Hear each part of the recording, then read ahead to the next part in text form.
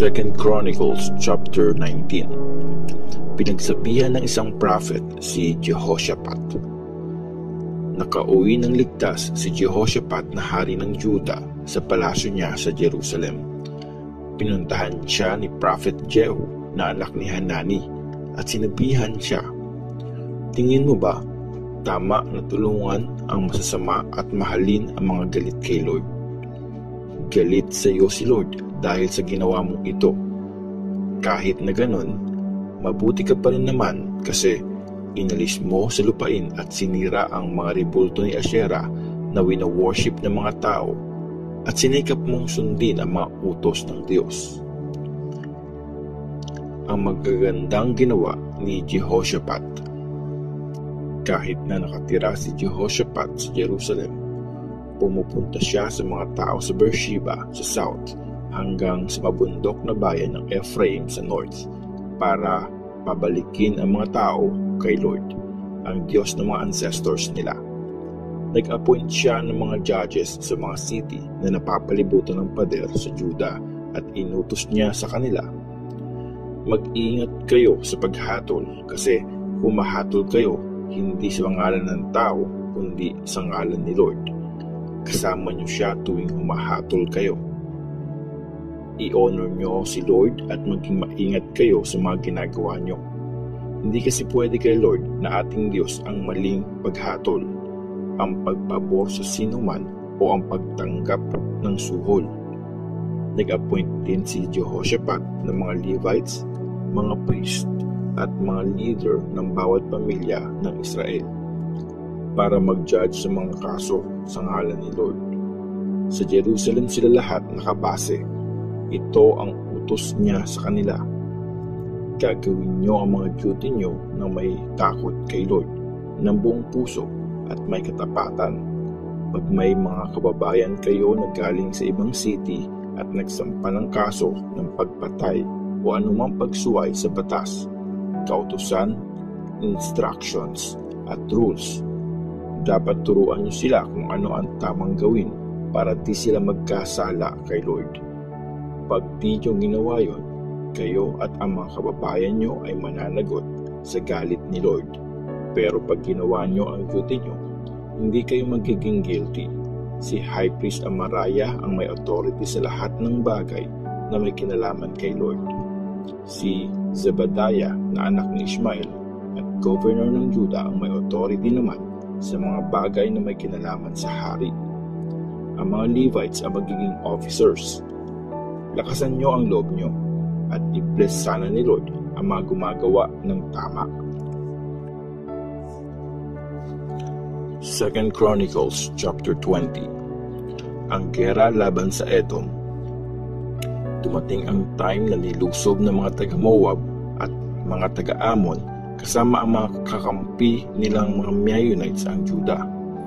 May mga dumating na tao at nagbalita kay Jehoshaphat, "Isang malaking army galing sa Edom, sa kabilang ibayo ng Dead Sea ang paparating para lusubin kayo. Nasa Hazazon Tamar na sila." Ito ang isa pang tawag sa Engedi. Natakot si Jehoshaphat at nag-pray siya kay Lord. Inutos niya rin sa lahat ng taga-Juda na mag-fasting. Kaya nag-gather ang buong Juda mula sa lahat ng mga bayan para mag-pray kay Lord. Nag-gather ang buong Juda at Jerusalem sa bagong courtyard ng temple. Tumayo si Jehoshaphat sa harap nila at nag-pray siya, "O Lord, ang Diyos ng mga ancestors namin, di ba kayo po ang Diyos ng langit? Di ba kayo po ang naghahari sa lahat ng kaharian sa mundo? Malakas po kayo at powerful, kaya walang sino man ang mananalo laban sa inyo. Aming Diyos, di ba pinalayas niyo po ang mga nakatira sa lupaing ito sa harap ng mga Israelites at forever niyo itong binigay sa mga descendants ng mga kaibigan niyo si Abraham? Tumira sila dito at nagtayo ng temple para i-honor kayo. Sabi nila, kung may panganib na dumating sa amin, kaya salot o taggutuman, haharap kami sa temple kung saan ka namin wino-worship. Hihingi kami ng tulong sa inyo sa panahon ng kahirapan at pakikinggan niyo kami at ililigtas. Tingnan niyo po, nilusob kami ngayon ng mga taga-Amon, taga-Moab at taga-Edom. Nung lumabas sa Egypt ang mga ancestors namin, di niyo sila pinayagang pumasok sa mga lupain nila, kaya iniwasan ito ng mga ancestors namin at di nila winasak ang mga ito. Tapos, ganito ang igaganti nila sa amin. Papalis nila kami sa lupaing binigay niyo sa amin. O aming Diyos, parusahan niyo sila. Wala kaming magagawa laban sa napakaraming sundalo nila. Di namin alam ang gagawin, kaya humihingi po kami ng tulong sa inyo. Nakatayo sa temple noon ang lahat ng mga taga-Juda kasama ang mga asawa at mga anak nila.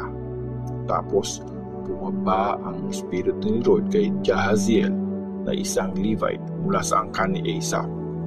Anak siya ni Zechariah na anak naman ni Benaniah na anak ni Jeiel na anak ni Mataniah. Sinabi ni Jahaziel, "Makinig kayong lahat ng mga taga-Juda, mga taga-Jerusalem, at maging kayo po King Jehoshaphat. Ito ang sinasabi ni Lord.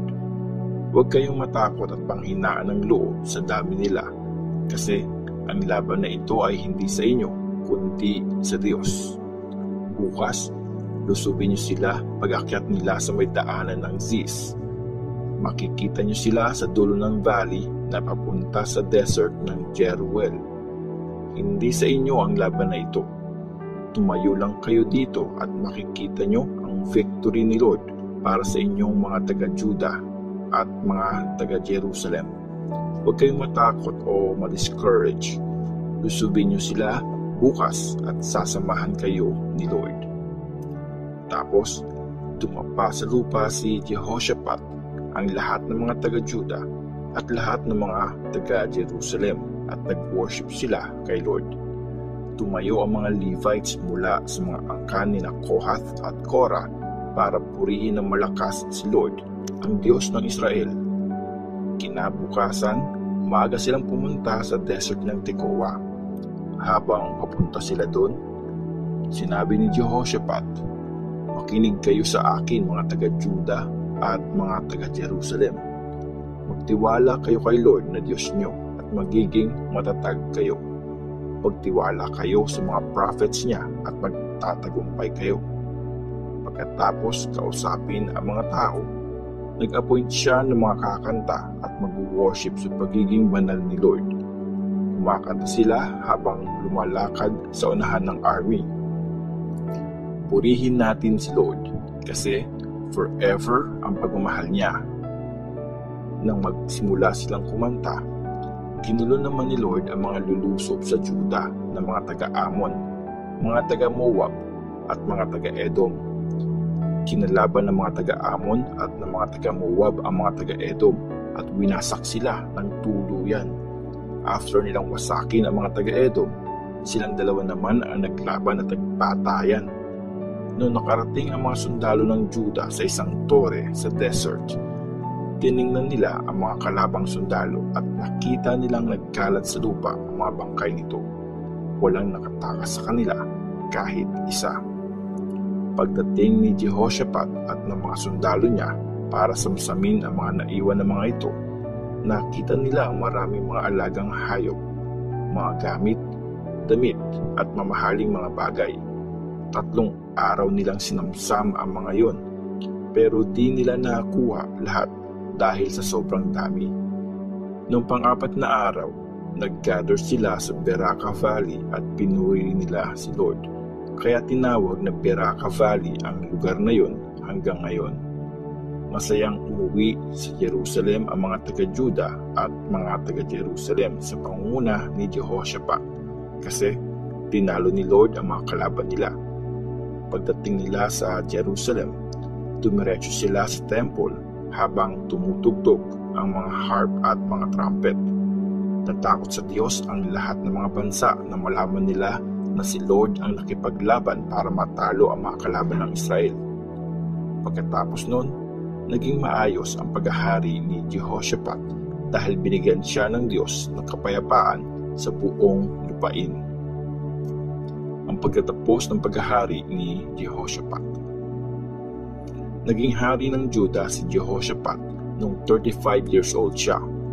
Naghari siya sa Jerusalem ng 25 years. Nanay niya si Azubah na daughter ni Shilhi. Sinunod ng mabuti ni Jehoshaphat ang mga halimbawa ng tatay niyang si Asa at namuhay siya ang gaya nito. Ginawa niya kung ano ang tama sa paningin ni Lord, pero hindi niya pinatanggal ang mga lugar kung saan wino-worship ang mga Diyos-Diyosan. Hindi pa rin wino-worship ng mga tao ng buong puso ang Diyos ng mga ancestors nila. Lahat ng mga ginawa ni Jehoshaphat mula umpisa hanggang matapos ay nakarecord sa history ni Jehu na anak ni Hanani, nakasama sa history ng mga hari ng Israel. Dumating ang time na kumampi si King Jehoshaphat ng Juda kay King Ahaziah ng Israel. Malaking kasalanan ang ginawang ito ni King Jehoshaphat. Tinulungan niya si King Ahaziah na gumawa ng mga barko papuntang Spain. Gumawa sila ng mga barko sa Ezion-Geber. Pero winarningan siya ni Eliezer na anak ni Dodavahu na mula sa bayan ng Maresha. Sabi nito kay Jehoshaphat, "Dahil kumampi ka kay Ahaziah, sisirain ni Lord lahat ng ginawa mong barko." At nasira nga ang mga barko at di na nakapunta pa ng Spain.